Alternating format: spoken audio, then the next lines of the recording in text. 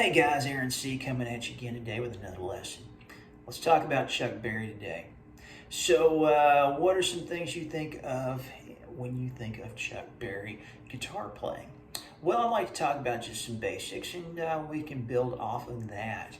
Okay, obviously playing my Tele again. Chuck was more of a Gibson 335 guy, and just with a limited camera, I'm not going to be duck walking or anything like that.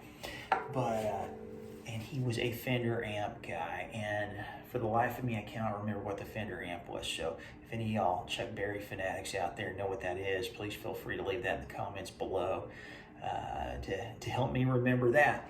So let's talk about some basic things. If we're looking back at that era, that 50s era, obviously Elvis has launched the whole rock and roll thing, okay? We're talking Elvis back to the days of where he had Scotty Moore on guitar, Bill Black on bass, okay? Or later in the late 50s when they had DJ Fontana on the drums.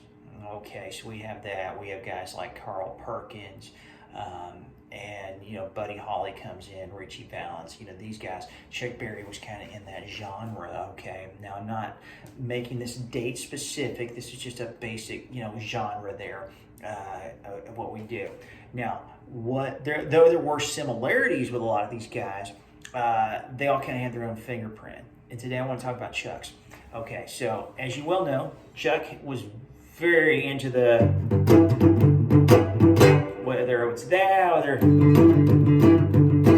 that kind of, you know, more faster feel, so whatever. So he was into that, which is, so basically what I'm doing is I'm taking the power chord and then with my fourth finger on the, so for example, on string 6 and 5, this is a G5 pattern, and I'm taking my fourth finger and going to that 7th fret, and I'm doing the palm muting to get that kind of sound, okay? Okay, whether I go up. Okay, so there was that. Those were one of Chuck's things. Now, I'm convinced Chuck had really long fingers because he was always in that position. And standing up, that's a little tiresome. Okay, so this one of the things Chuck liked to do was slide into his. I don't hear a lot of bending in Chuck's lead playing. Okay, so whether it was that kind of,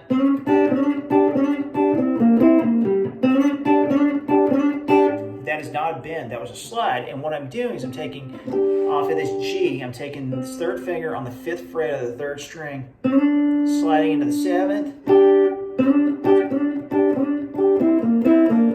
and I'm doing a lot of these on strings 2 and 3.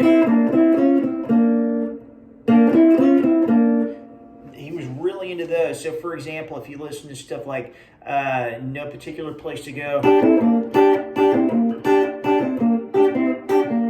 you know, that kind of stuff. So he was real big into those.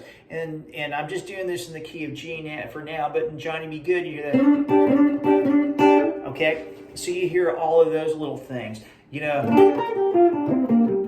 okay, things like that. There were some other times he would work the 6th in, you know, and those sort of things. Some of those more traditional 6th intervals and things like that. But for the most part, a lot of those intervals, a lot of the sliding, okay, and a lot of the rock riffs in the power chord formation. So those were kind of your basic signature Chuck Berry things. As I was saying, we're not duck walking because I don't have the space and the camera to follow. But anyways, those are the basic go-tos. Those are things that I go to when I hear or think and need that Chuck Berry sound. So anyways, and quick little side note about Chuck. So Chuck always said when you're writing songs, you write about cars, you write about girls, and you write about school.